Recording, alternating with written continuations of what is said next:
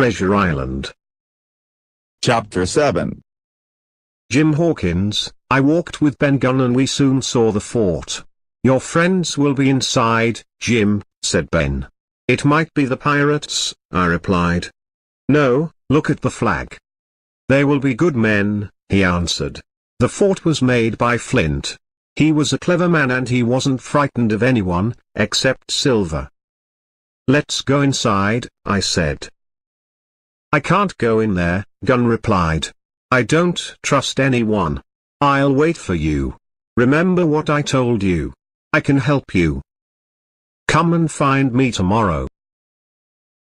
Before I could go to the fort, there was the sound of more gunfire and I had to hide so I wouldn't be hit. From the trees where I waited, I could now see the Hispaniola. It was also flying a flag. But it was the Black Pirates' flag. When it was nearly dark, I walked round to the back of the fort and called out. The door opened, and Dr. Livesey let me inside. I sat down and told them my story. The wind blew sand inside the fort and we found it everywhere, in our clothes, in our food and in our eyes. There was a fire to keep us warm, but the room was also full of smoke and we all coughed. Captain Smollett gave us all jobs, some looked for firewood, others went to cook food, and I was asked to guard the door. He kept us all busy, and that made us all feel better. Captain Smollett is a good man, said Dr. Livesey later that day. And what about Ben Gunn? Is he a good man? I don't know, I answered. I think he's a little crazy. Any man on an island for 3 years will be a bit crazy, explained the doctor. Did you say that he wanted some good food? Yes, I replied. I've brought some cheese with me on this journey. Let's give it to Ben Gunn, said the doctor. That evening, the men talked about how little food we had. We hoped that the pirates would leave the island with the Hispaniola. The doctor said that they would become ill if they slept outside on the island for long. And if the pirates left, we could wait until help arrived. I slept very well that night. The next morning, a voice woke me up. I heard someone say, some pirates are coming to the fort with a white flag. Look, it's Silver. He wants a truce. I got up and looked from the fort. It was a cold morning, and although it was sunny, there was a low mist. We could only see the head of Silver and another pirate. Stay in the fort, said Captain Smollett. I'm sure that this is a trick. Then he called out to Silver, tell us what you want. I want a truce, said Silver. Captain Smollett quietly told us to move to different corners of the fort and to watch Silver carefully. Then he called to Silver, what do you want us to do? Come to my ship and we can talk about how to get home, said Silver. Your ship? I didn't know you had a ship here, replied Captain Smollett. Well, the crew chose me to be their captain after you left the ship, said Silver. If you have something to say, you can come into the fort and say it, said Captain Smollett. The other pirate tried to stop Silver, but he laughed and walked quickly towards the fort. He climbed over one of the fences and walked slowly up the hill. Soon he was standing in front of Captain Smollett, who was waiting for him outside the door to the fort. Can't I come inside? Asked Silver. It's a cold morning. If you were an honest man, you could come inside, said Captain Smollett. But are you my ship's cook, who I looked after, or Captain Silver, a pirate? Okay, we can stay here, said Silver, sitting down on the sand. You've got a nice place here. Look, there's Jim. Good morning. If you have anything to say it now, said Captain Smollett. Captain, we want the treasure, and we're going to find it. However, I think you all want to leave the island safely. You have the map, don't you?" asked Silver. "Perhaps," said Captain Smollett. "I know you have it," said Silver. "We don't want to hurt you. Give us the map and then we will take you home on the ship. We'll take you somewhere safe. Or, if you prefer, we'll leave you some supplies and you can stay on the island. Then we can ask another ship to come and take you home. It's a kind offer, and I hope you all want to take it." He said this last part loudly, so that we could all hear in the fort. "Is that all you can offer?" said Captain Smollett. "It is, and if you don't accept my offer, all you will hear from me is the sound of guns." "Now you can listen to me," replied Captain Smollett. "If you come up to the fort, one by one, without any guns, I'll put you all in chains and take you back to England for trial. If you don't, you'll have problems. You can't find the treasure. You don't have enough men to sail the ship, and you can't fight us here in the fort." Silver looked very angry. "This will not end well for any of you," he said, and then he walked slowly back down the hill. Captain Smollett came back into the fort and said to us, "He'll be back in an hour to attack us. There are more of them than us, but we have the advantage inside the fort, and I am sure that we can win." Treasure Island. Chapter 8. Jim Hawkins, we prepared our weapons. And the captain told us what to do. Doctor, you stay by the door. Hunter, stay at the east of the fort. Joyce can stand at the west. Gray and Trelawney will stay at the north. If the pirates get inside the north of the fort, we're in trouble.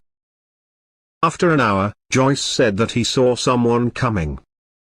We all looked and listened, and we got our weapons ready. Suddenly, Joyce fired his gun. Then, we heard guns firing at us from all sides of the fort. There was a lot of noise and smoke, but nobody was hurt. Then everything went quiet again. "Did you hit anyone?" the captain asked Joyce. "I don't think so," he replied. "How many people fired on your side, Doctor?" asked Captain Smollett. "There were 3, he replied. "How many on your side, Trelawney?" Gray were not sure. They thought 7, 8 or 9. There was only one shot fired from the east and west. So, we knew that the pirates wanted to attack mostly from the north. But Captain Smollett told us to stay where we were. We didn't have much time to talk.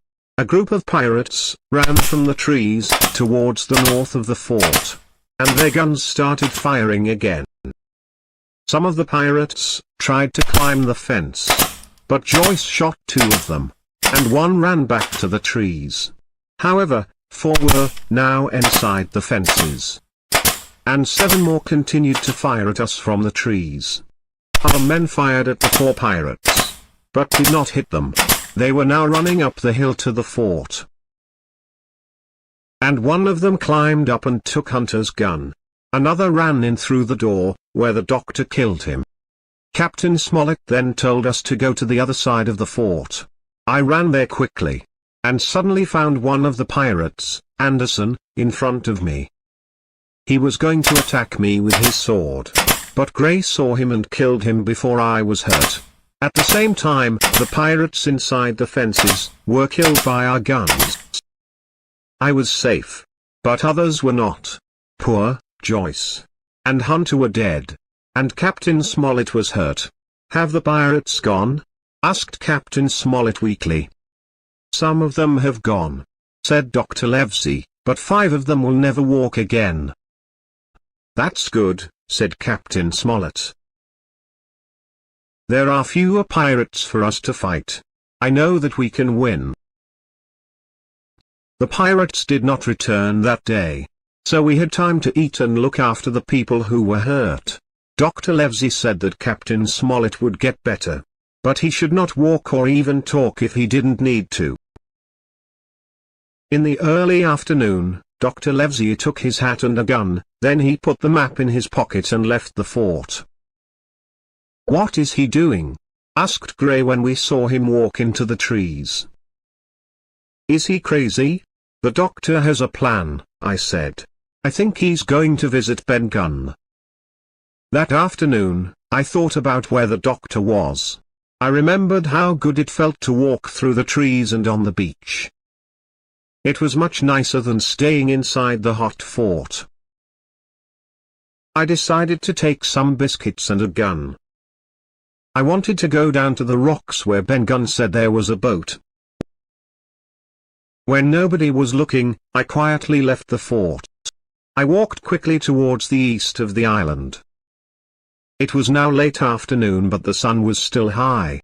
As I went nearer to the coast, the wind became stronger and it wasn't as hot. Soon I could see the big waves of the blue sea, and then I walked down the beach, feeling happy. At the end of the beach I climbed a hill. I could see the Hispaniola, with the pirate flag flying in the wind. And I could see Silver in one of the small boats, talking to his men. I could not hear what they said, although I could hear the cry of the parrot, Captain Flint. The sun was going down and soon there was a mist. I knew that I needed to be quick and find the boat that evening.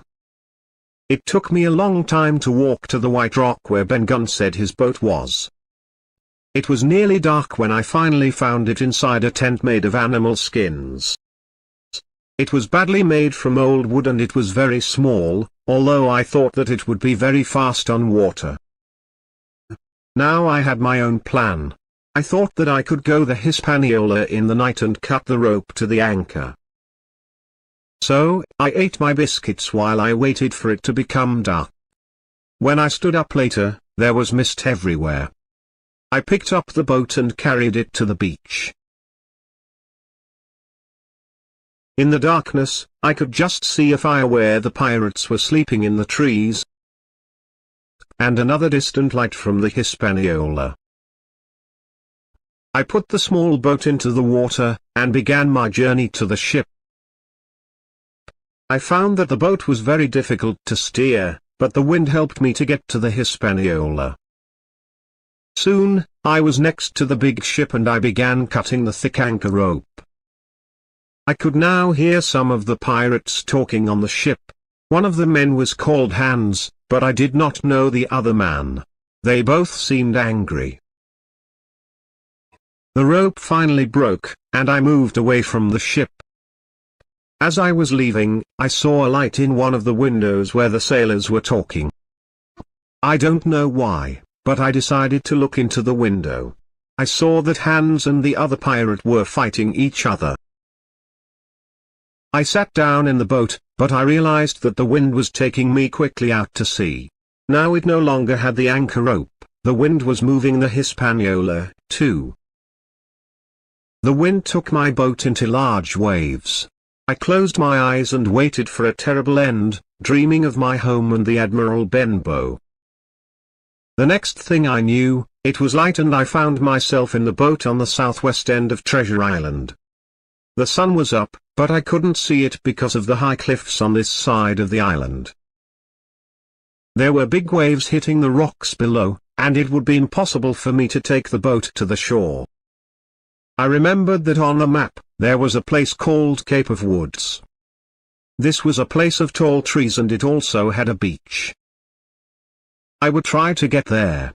The boat sailed well, but when I tried to steer it, the boat hit the waves and I was soon completely wet.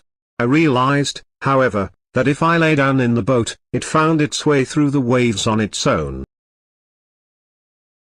I used a paddle to steer the boat a little, and it moved very slowly towards the Cape of Woods. Treasure Island. Chapter 9. It was very hot, and I was thirsty. The trees were near now.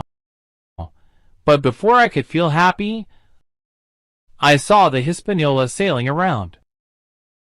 I was so thirsty that I did not know whether I would be happy or sad if the pirates found me. I watched the Hispaniola and saw that it went east, then west, then stopped. Then it did the same again and again. Nobody was sailing it. But where were the men? I thought if I could get onto the ship, I could return it to Captain Smollett. I started to paddle the boat, sometimes hitting waves, but slowly getting closer to the ship. As I got nearer, I saw nobody on the ship. It was so close that I could almost touch it. Suddenly, the wind changed, and the ship was almost on top of me. I held onto a rope at the side of the ship just before it hit my little boat, which went under the waves. So, I found myself on the Hispaniola, with no other boat to save me. I climbed up onto the deck, which seemed empty. The wind blew and the sails moved to the right, and then I saw them, Hans and the man he was fighting. I thought they were both dead, but then Hans said weakly, "Water!" I went downstairs. The pirates had broken all the cupboard doors when they were looking for the map, and the floor was dirty with sand and mud from the island. I found some water and some food, which I put in my bag, and I went back to give the water to Hans. He drank all of it very quickly. "Are you hurt?" I asked him. "With a doctor, I'll be fine," he said. "And where have you been?" "Well, I've decided to take the ship, so you must now call me captain," I said. He looked at me angrily, but he also looked very ill. "Also, Mr. Hans, we can't have this flag on the ship," I said, and then I went to take down the black pirate flag. Hans looked at me, and then said, "You'll want to go to the island. Won't you, Captain Hawkins?" "Let's talk." "That's a good idea," I agreed. "I don't think you can sail this ship," Hans said. "So if you give me food and drink and help me with my wound, I'll help you." "Okay," I said. "But I'm not going back to where the ship was before. We're going to the north of the island." "The north?" he asked. "Of course, I'll sail the ship wherever you want to go." So, I agreed to help him. I found a bandage to put on his wound, and I also gave him some food and some more water. He soon looked better. He told me how to sail the ship. It moved quickly along the coast of Treasure Island, and soon we could see the rocky north of the island. I felt good. I had water and food. The only thing that worried me was Hans. He looked at me all the time, and I knew that he was planning something. We arrived near the north of the island, and Hans told me how to stop the ship without an anchor. Then we sat down to eat. "Could you go downstairs and get me some more water?" he asked. I did not think for a minute that Hans was an honest man. He wanted me to leave the deck for a reason, but I did not know what this was. However, I also knew that Hans was not a clever man, so I agreed to go. I went downstairs, made a lot of noise, then took off my shoes and went quietly to another part of the ship where I could see him.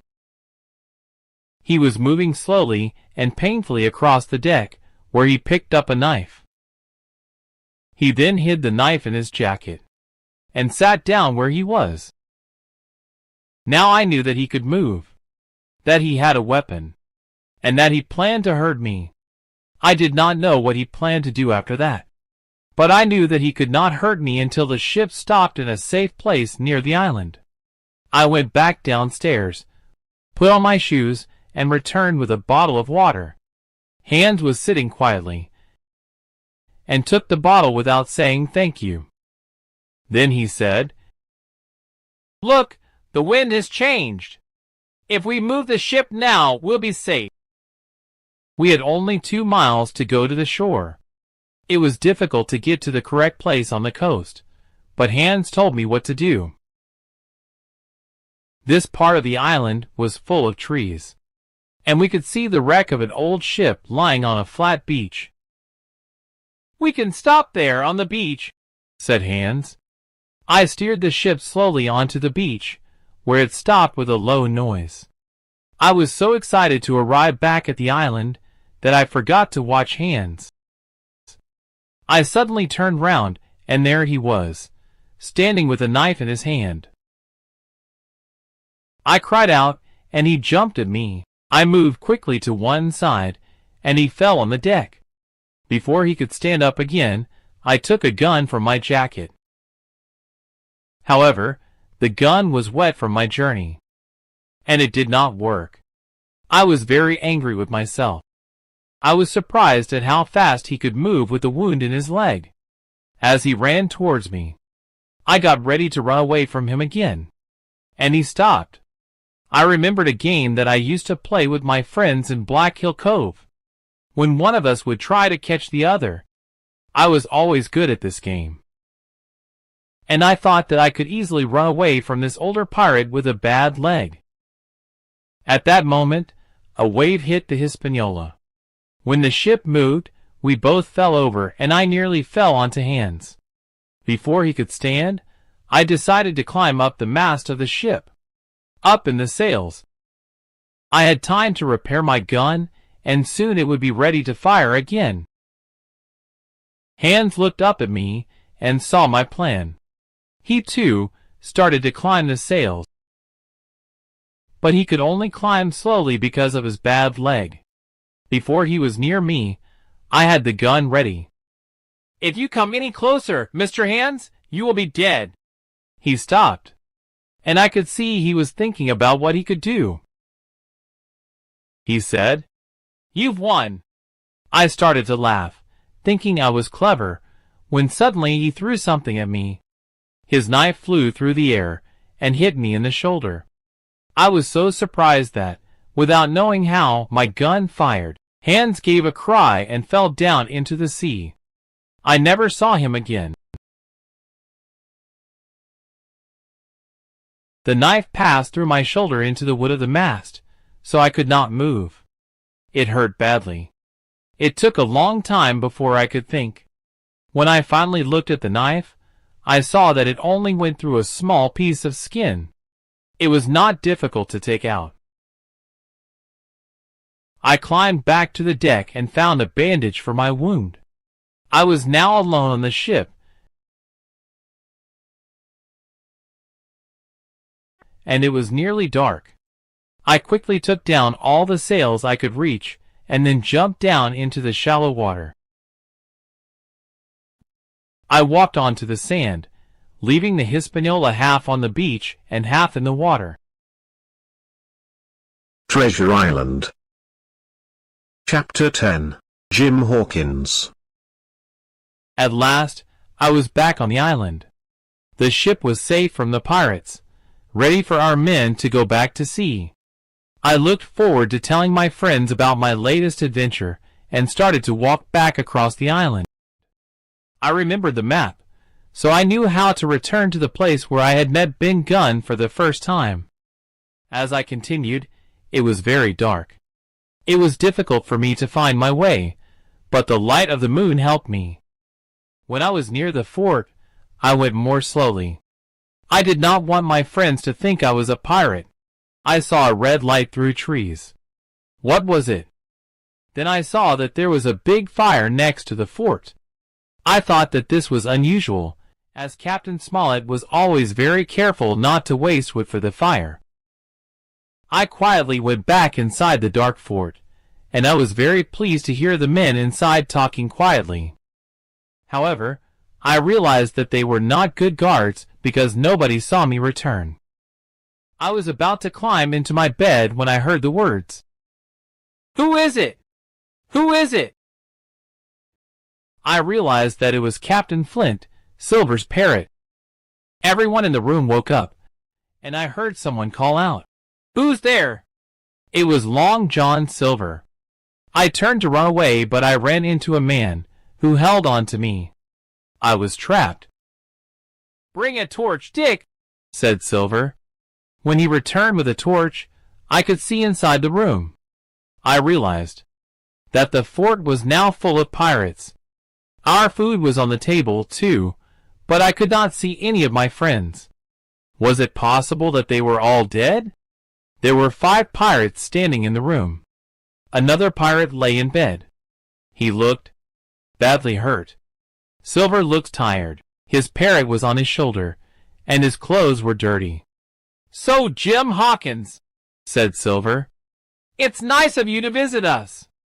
You don't have to stand up for Jim," he told his men, and they lay down on their beds again. "I knew you were clever," Silver said to me. "I always wanted you to be one of us, because I was like you when I was a boy. Now, you can't go back to your friends because they think you've left them. So, unless you want to stay on your own, you'll have to join us now." I was pleased to hear that my friends were still alive, but I was not happy to hear that they did not want me anymore. "Now you don't have to say yes," said Silver. "I can't tell you what to do." "I'll answer you," I said, in a weak voice. "First, I want to know where my friends are." "Yesterday morning," explained Silver, "Dr. Leslie came down with a white flag. He told me that the Hispaniola was not there anymore. We looked round, and he was right. The ship was gone. Then the doctor said that we could have the fort. I asked him how many of them were in the fort, and he said there were 4, and one of them was hurt. And he said he did not know or care where you were. So here we are. I don't know where they are now." "Do I have to decide now?" I asked. "Yes, you have to decide now," said Silver. "Very well, but there are some things you need to know. First, you have lost your ship, you have lost your treasure, and you have lost many of your men." "How did you lose them?" "It was me. I heard your plans on the Hispaniola and told Captain Smollett, and I cut the anchor ropes of the ship and took it to a place that you don't know. I'm not frightened of you. You can kill me if you want, but remember, if you don't kill me, I'll help you at your trial. So now you have to decide. What will you do with me?" I stopped talking, and all the men looked at me angrily. "That was the boy who knew Black Dog in Bristol," said one of the pirates called Morgan.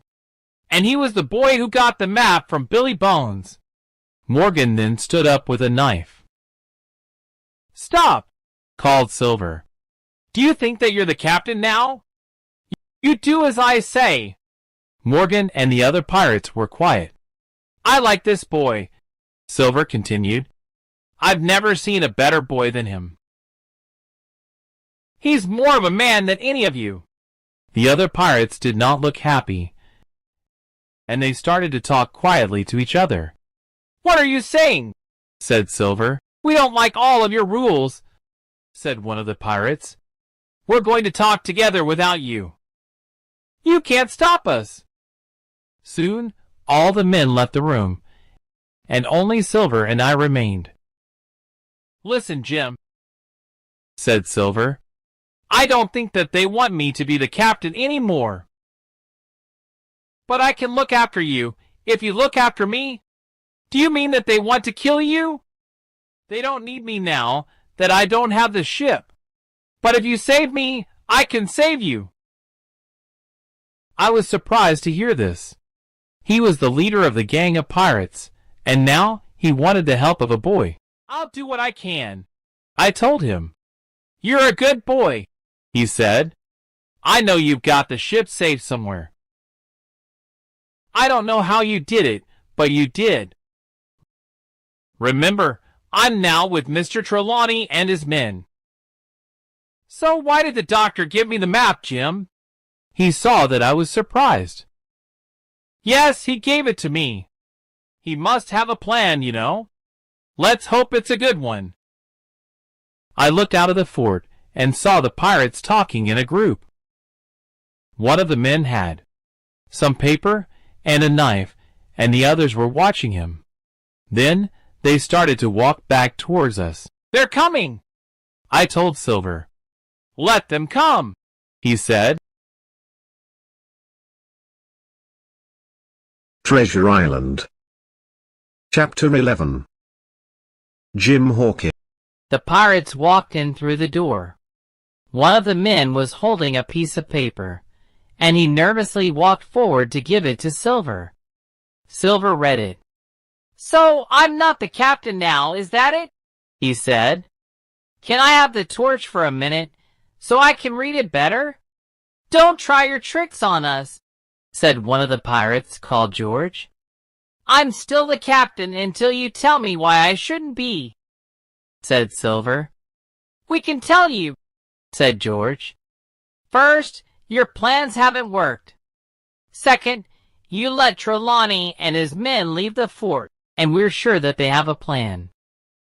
Third, you wouldn't let us follow them. And fourth, there's the boy." "Is that all?" asked Silver. "That's enough, isn't it?" said George. "I'll answer each reason," said Silver. "First, who didn't do what I asked them to do? Anderson, Hans, and you, George. If we are arrested when we return to England, it is because of those people. Second, we have a doctor on the island. He's important because some of us are very ill at the moment. The doctor and I came to an agreement so that he would help us. And the boy? He'll be useful if we need to negotiate." "And what about reason 3? Well, this is why we didn't follow them," he continued, and showed them the treasure map.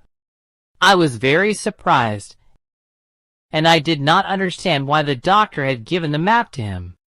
The pirates, however, looked at it with wonder. "That's Flint's map," said George. "But how are we to take his treasure home if we don't have a ship?"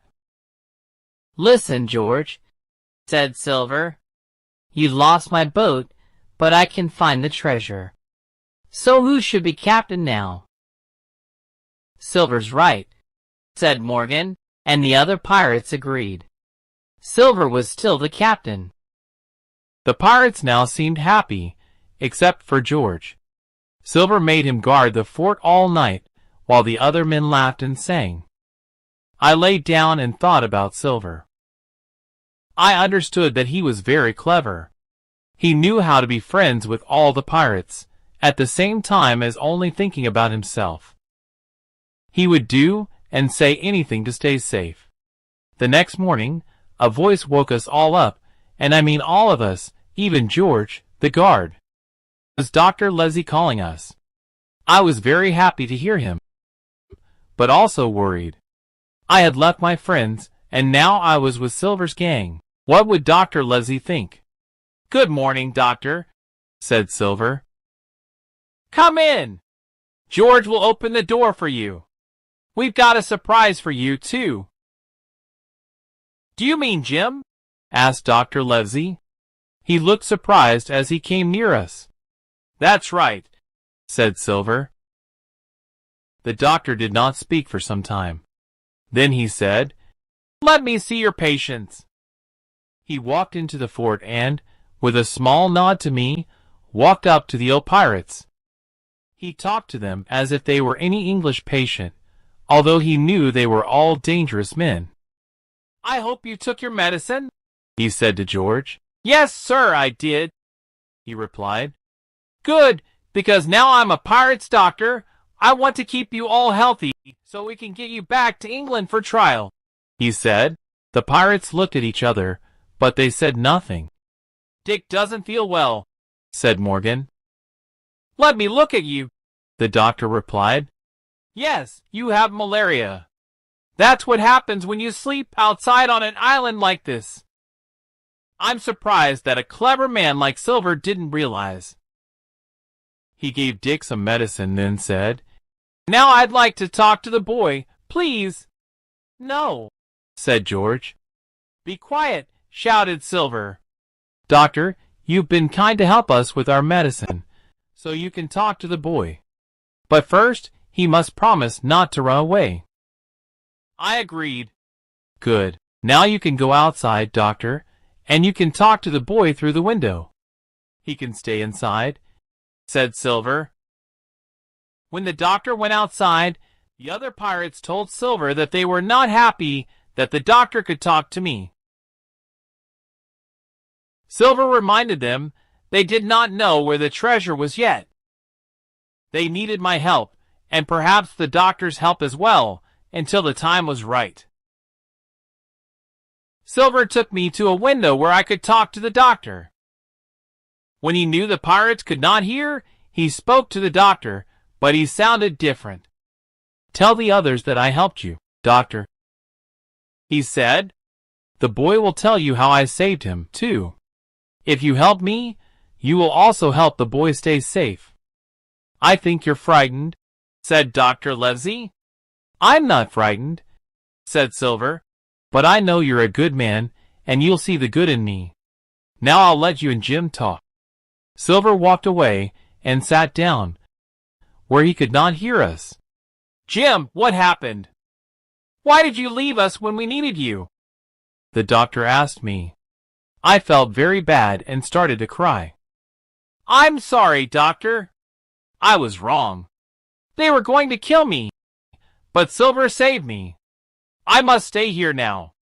"No," said the doctor. "You can't stay here. One jump and you're out of the fort, and we can run." "I can't," I said. "Silver trusts me now. But if they hurt me, I'll have to tell them where the ship is, because I got the ship. It's in the north of the island, half on a beach. You've got the ship," said the doctor.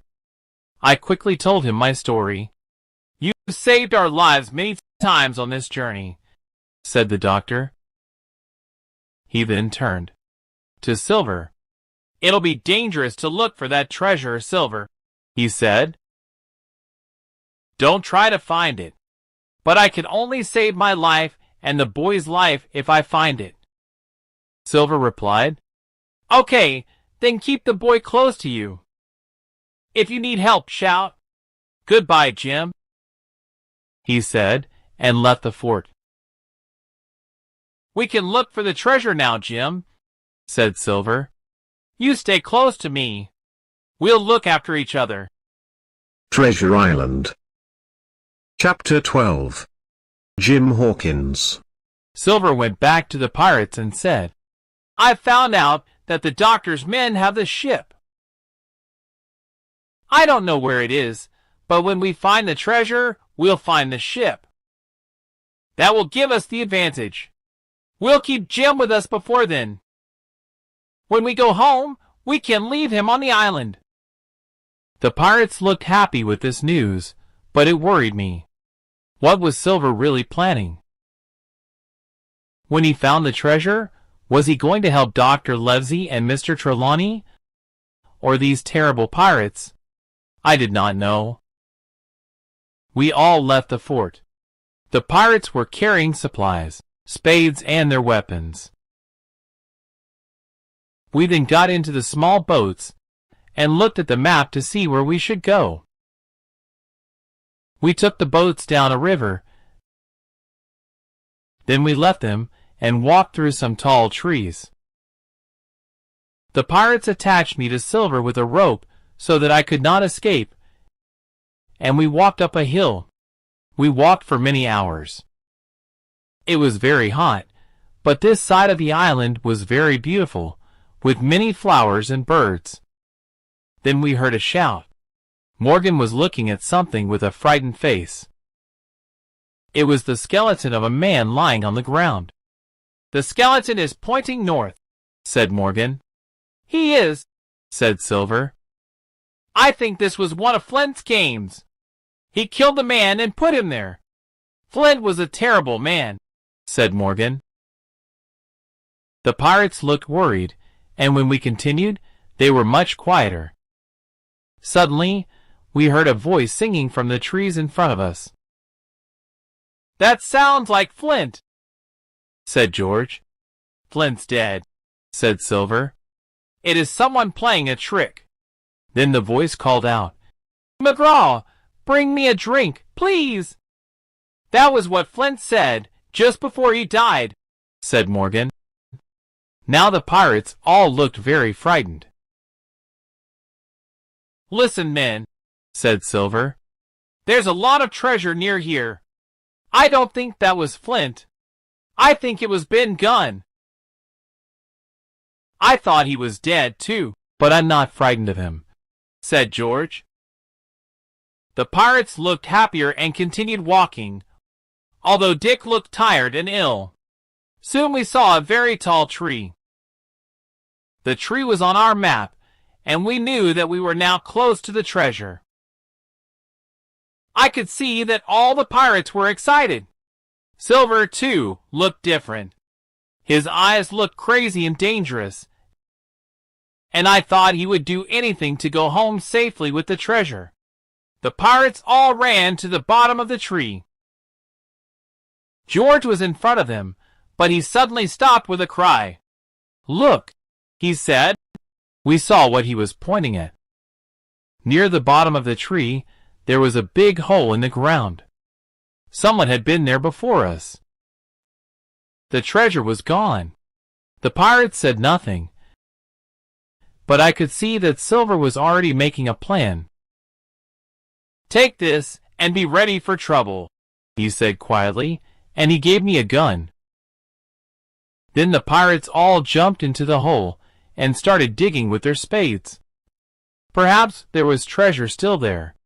Morgan found a gold coin and held it up for the others to see. 1 coin! You told us there was 700,000 pounds here. Silver, shouted George angrily. You knew about this, didn't you? The pirates looked very angry.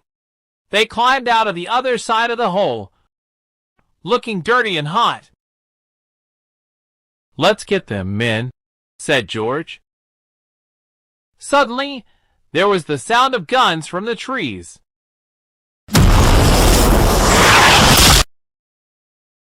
Two of the pirates fell down, and the other 3 started to run. We were safe. Dr. Livesey, Gray, and Ben Gunn came out from the trees. Thank you, Doctor, said Silver. You saved us. And look, it's Ben Gunn. Ben Gunn said hello to Silver, but I could see that he was frightened of him. As we walked back to the boats, we heard how Ben Gunn had helped us. Ben Gunn had dug up the treasure and put it in a cave in the north of the island before we arrived on the Hispaniola. Ben Gunn told all of this to Dr. Livesey when the doctor gave him some cheese. The doctor then thought of a plan. He gave the map to Silver because he knew it was useless. Then he took his friends up to the cave, where Ben Gunn had supplies as well as the treasure. When he knew that Silver was taking me and the men to look for the treasure, the doctor came back with Ben Gunn and Gray. To slow the pirates down, Ben Gunn sang a song to frighten them. This had given the others time to wait for the pirates by the hole. After a few hours, we reached the coast again. Ben Gunn helped Gray to destroy one of the boats, so that the other pirates could not use it. We took the other boat around the island. After 3 miles, I was surprised to see the Hispaniola. The wind had blown it from the beach, and it was sailing empty on the sea. We helped Gray to get onto the ship so that he could look after it, and we continued to the beach. We then climbed the hill to Ben Gunn's cave, where Trelawney was looking after Captain Smollett. Silver, Trelawney said when he saw him, you are a pirate and a thief, but the doctor says that you have helped us. I must thank you. Silver said nothing, but he smiled. Inside the big cave, Captain Smollett was lying by a fire. Behind him, I could see lots of coins and gold. It was Flint's treasure. The next morning, we began to take the treasure down the hill to the boat. It was heavy work, and it took us days to move all the coins and gold. We knew there were still 3 pirates on the island. We looked for them all the time, but we did not see them again. We decided to leave the island without them. But we left some food and medicine. It was a difficult journey back on the Hispaniola because the crew was so small. Captain Smollett lay on his bed and told us what to do. After a few days, we reached a town in South America where we went to find more people for our crew. When we returned to the Hispaniola later that day, then Gunn told us that Silver had taken a boat and some money. He was gone, but nobody was sad about that. With a bigger crew, it was easier to return to Bristol. The treasure helped us all back in England. Captain Smollett stopped working, and Gray decided to buy his own ship. Ben Gunn quickly spent all of his money. I have a comfortable life now. I often think about the island and Long John Silver, but I never saw him again.